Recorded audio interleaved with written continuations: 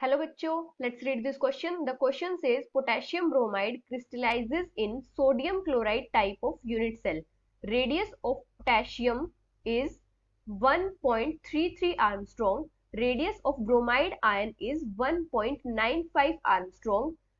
What minimum value of ratio of radius of cation to radius of anion is needed to prevent anion-anion contact in this structure?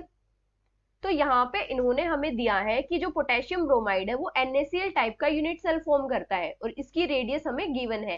तो इन्होंने पूछा है कि जो radius ratio है वो कम से कम कितना होना चाहिए कि एनायन एनायन कॉन्टेक्ट ना हो स्ट्रक्चर में। तो यहाँ पे हमारा की कॉन्सेप्ट क्या होगा, पहले तो हमें पता होना चाहिए कि जो NaCl टाइप का स्ट्रक्चर होता है वो होता कैसे है और उसमें एटम्स कैसे प्रेजेंट होते हैं।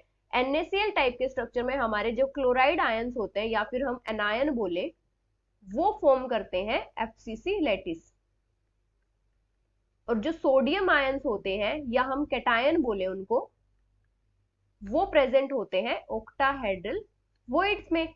तो सेम टाइप से हमारा पोटेशियम ब्रोमाइड का क्रिस्टल बनेगा, इसमें जो ब्रोमाइड आयंस होंगे वो हमारे FCC लैटिस फॉर्म करेंगे और जो हमारे पोटेशियम आयंस होंगे वो प्रेजेंट होंगे ऑक्टाहेड्रल वॉइड्स में। अब FCC लैटिस में क्या होता है, एटम्स प्रेजेंट होते हैं कॉर्नर्स पे और सारे फेसेस पे, और जो ऑक्टाहेड्रल वॉइड्स होते हैं वो FCC लैटिस में प्रेजेंट होते हैं एज सेंटर्स पे और एक प्रेजेंट होता है बॉडी सेंटर में।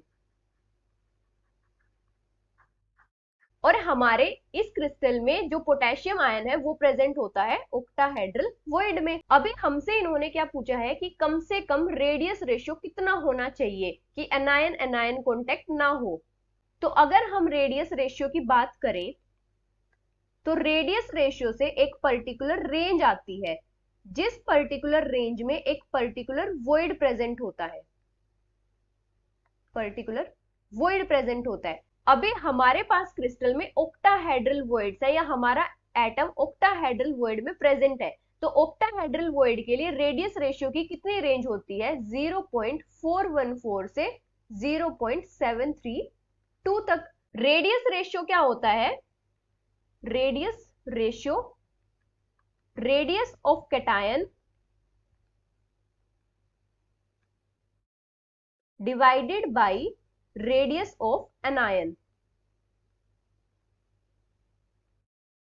तो हमें रेडियस रेशियो की मिनिमम वैल्यू चाहिए जो एनायंस को टच ना होने दे। तो हमारी इस रेंज में मिनिमम वैल्यू कितनी है, 0.414। तो हमारी रेडियस रेशियो की मिनिमम वैल्यू होगी 0.414, जो रिक्वायर्ड होगी to prevent the anion anion touch, to prevent the anion touch. क्योंकि जो हमारी FCC लैटिस होती है इस टाइप से, अगर हम एक रफ रिप्रेजेंटेशन देखें तो इसमें जो एनायंस प्रेजेंट होते हैं वो होते हैं हमारे कॉर्नर्स पे प्रेजेंट होते हैं, और जो हमारे वॉइड्स होते हैं वो हमारे एज सेंटर्स पे प्रेजेंट होते हैं, एज सेंटर्स पे प्रेजेंट होते हैं। तो जो एज सेंटर पे हमारा कैटायन होगा वही इन दो एनायन को टच होने से रोकेगा। तो हमारी मिनिमम जो वैल्यू होगी रेडियस रेशियो की वो कितनी होगी, 0.414। Hope you understood it well. Best of luck.